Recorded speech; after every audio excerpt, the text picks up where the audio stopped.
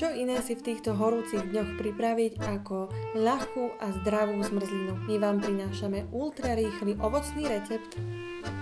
Na prípravu zdravej zmrzliny potrebujeme asi 400 g jahôd alebo iného ovocia, 2 zrelé banány, hustejšiu časť plechovky kokosového mlieka a med podľa chuti. Jahody aj banány pokrájame,